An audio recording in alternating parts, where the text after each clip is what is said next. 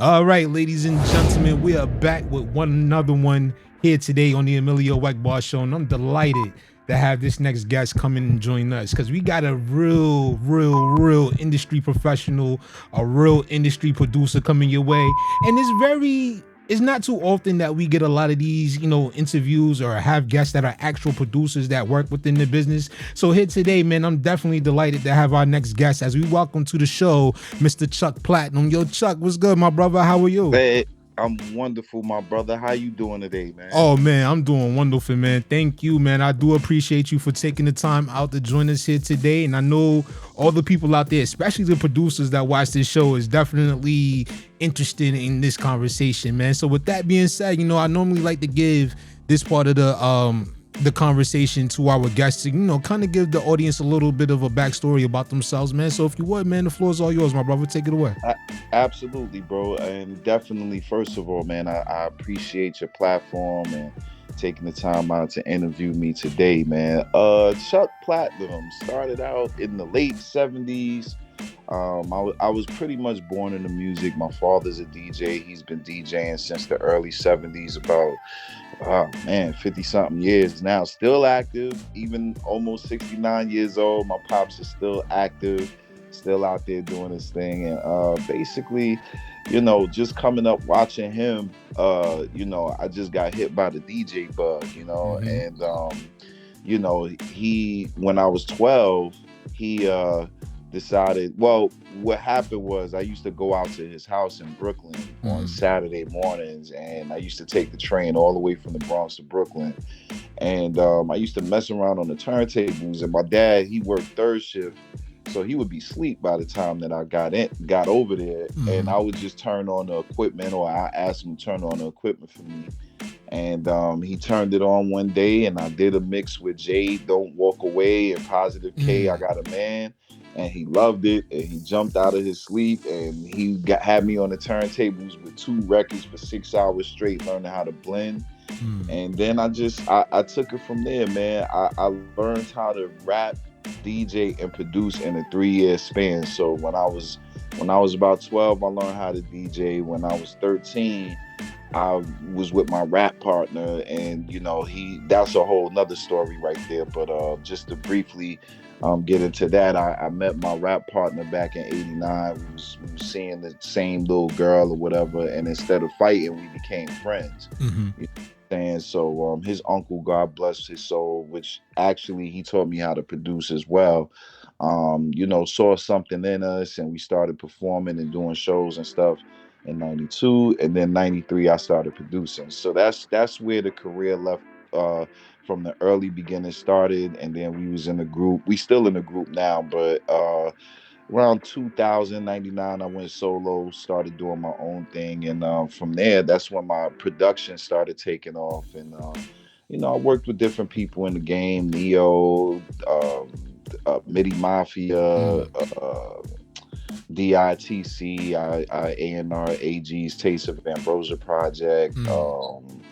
Just a whole bunch. I've worked with a whole bunch of independent artists in the last 30 years, man. So my catalog is pretty heavy, and now I own my own radio station, and I just started a label called Ayana Records last year because I got a lifetime distribution deal with Empire. Nice. So we're basically, I'm not signing anybody, we're just curating, using that platform to curate projects for people that I've been wanting to work with, or somebody that I see special. I just got a platform now to be able to help these artists. So as an elder statesman, man, my duties these days is just giving back, and just discovering new talent, you know what I mean? I hear that, man. I gotta appreciate stuff like that because you have a lot of people out here, especially from the older generation in hip hop right now. A lot of them, and I can understand why. A lot of them are reluctant to reach back and give back to the younger generation because a lot of them don't really view the younger generation as being accepting to their help or to their, their knowledge that they have to provide. But when you have Right. somebody like yourself that's genuinely giving back and helping people to get to a point in their career that is sustainable success, you got to tip your hat to that, man, because there's not too many people out here that are genuinely doing that.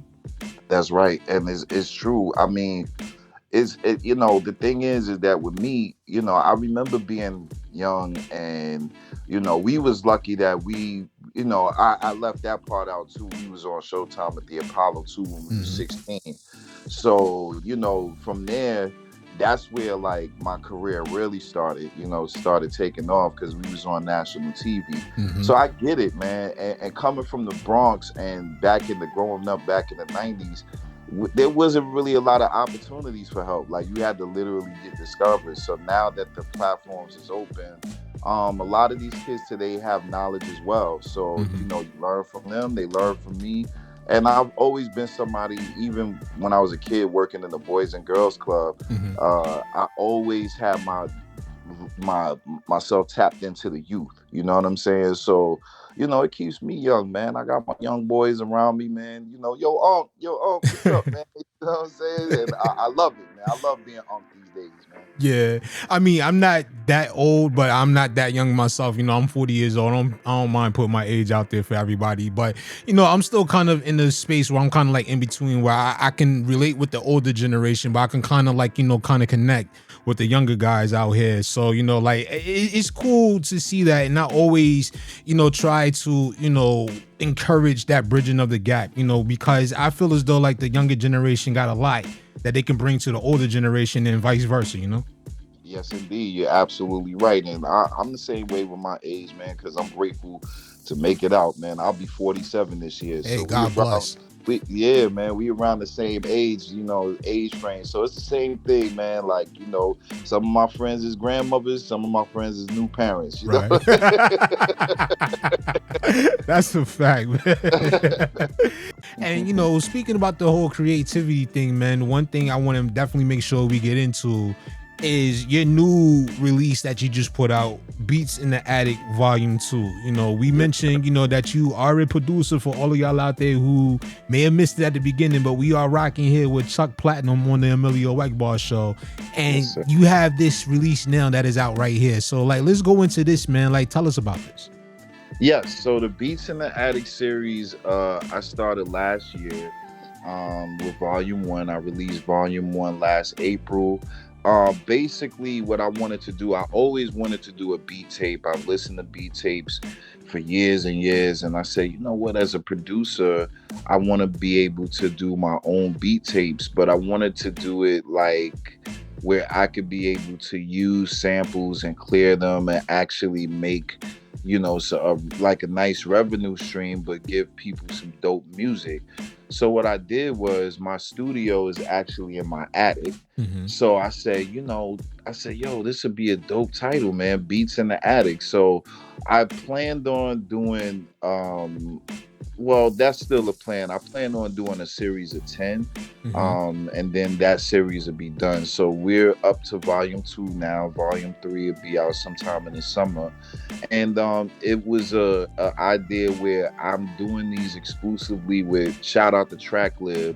I'm doing these with TrackLib samples, Mm. because they have a nice platform where you can get known music, you could discover music, and it gives you an opportunity to clear samples without hassle. So I can make the music that I love to make, and also, you know what I'm saying, do the beat tape. So it's been good, man. It's been a really fun project to do.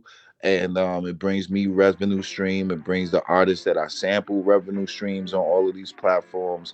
So it's pretty dope, man. And each series is 10 records. And with Beats in the Attic Volume 2, Volume 1 was just me kind of discovering where I wanted to go with the sound, but Volume 2 is more like a little bit more polished as far as the direction, because even with instrumental albums, you have to have some kind of emotional direction in your sequence. So it Mm-hmm. was very important for me to even show the growth in my production. So that's what Beats in the Attic is just my opportunity to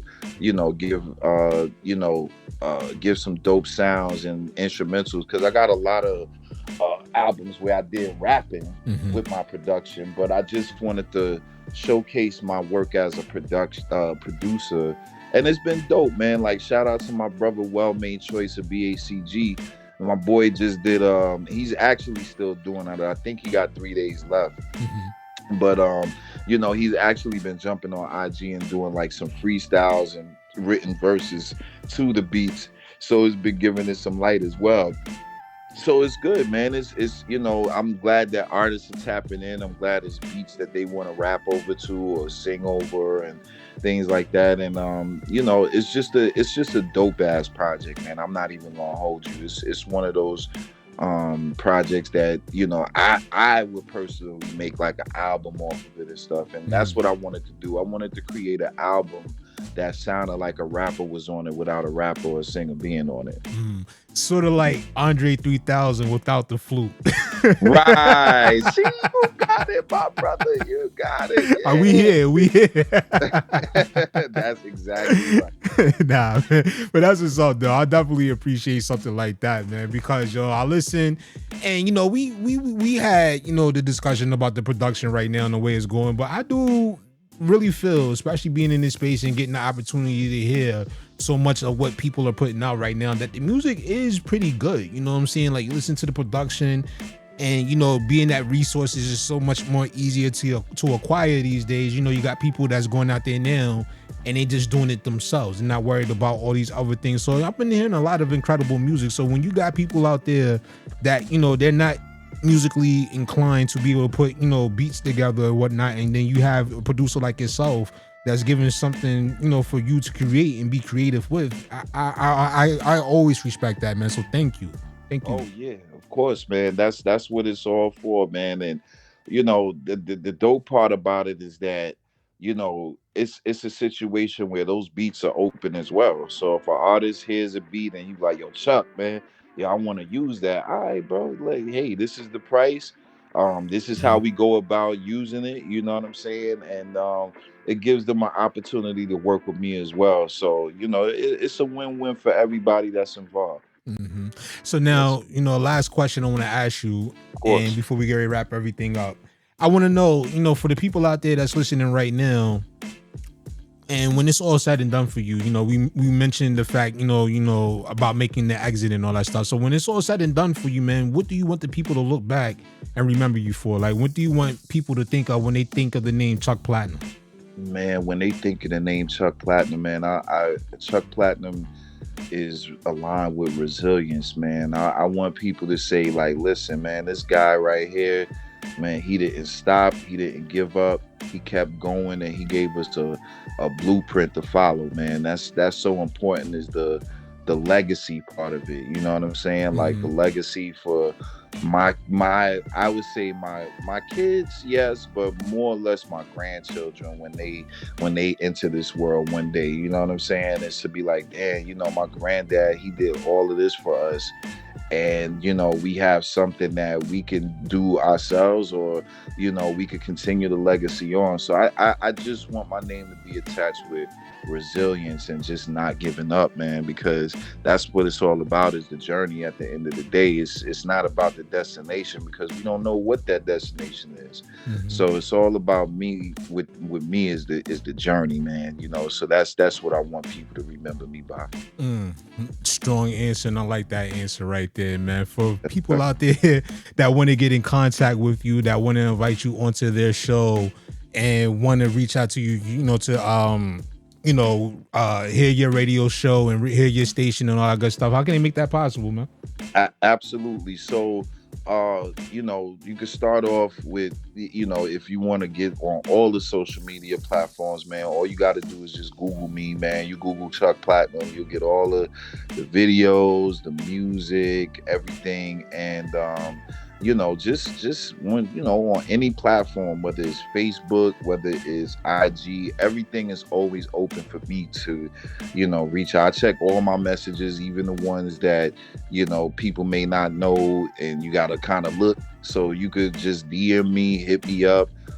You could also discover my radio station at Record Breakers. That's Record, BREAKAZ Radio on IG. and you could catch some of the old shows. And I have a show on Live 365 each and every Monday called the Indie Heat Hours. So that's Mondays 8 p.m. to 9 p.m. Artists, if you would like to submit music for that, I listen to music every single week. You can send music in MP3 form, please, because I can't do anything with Spotify links or anything like that. But send me some MP3s through. I'll listen to it, and if it's dope, I'll put it right on the radio, man. Ain't no politics, nothing like that. We got sponsorships, so we don't need any money from any artist, man. It's just all about the discovery. So any artist, man, any platform, at me Chuck Platinum. I'm Chuck Platinum on all platforms. I'm not hard to find, and just reach out to me, man. I'm not Hollywood. I love people and I love discovering new talent. So if you hear this show, you on my man Emillio's show, man, tap in or get with him and he can get with me, and this is a connection now. Yeah. So if you want to reach out to my brother and get at me, man, come on, man, get at me, man. Chuck Platinum love the interviews, trust me. Hey man, it was definitely an honor to have you here on the show with us tonight, man, and I definitely want to say thank you once again for joining us. I'm hoping, man, this won't be the last time you come up here on this show, man. I would love to, as you say, connect with you more and just keep building, from what we started right here, and just keep on building, Absolutely, man. Absolutely. Well, that's cool because in the springtime, my actual I got an EP coming out called the Warm Up EP. You know what I'm saying? So that's my debut project on Empire. Mm-hmm. So yeah, man. When that comes out, that's about to be some serious body of work. So when that come out, man, I'll be glad to come up here and promote it, man. Just lock in with me. You can lock in with me personally, or you can lock in with MJ. She'll hit me up. That's my girl. We've been friends for many, many, many years. The best publicist in the game. Mm-hmm. I do appreciate her. I wanted to shout her out as well. Big shout out to Marissa, MJ Savino. Oh yeah. If you don't know nothing about her, man, artist, get with her. She's not expensive and she works hard and she got a lot of connections, man. So make sure you get up with her as well. Absolutely. Definitely got to say shout out to MJ, man, for making this happen. And all y'all out there know, man, go over to MJ's Hip Hop Connects. If y'all haven't done so yet, man, you're bugging. Straight up. All right, man. Yo, for everybody else out there, man, it was been dope. It's been a pleasure. It's been an honor having you here, Chuck. And for everybody else out there, I want y'all to keep it locked and stay tuned, because coming up next, we're going to continue on with more of the Emillio EgBar show. We got some stuff coming your way next. So keep it locked, folks. The most recognized source of hip-hop and R&B on the planet. This is the Emillio EgBar Show. Real hip-hop and R&B.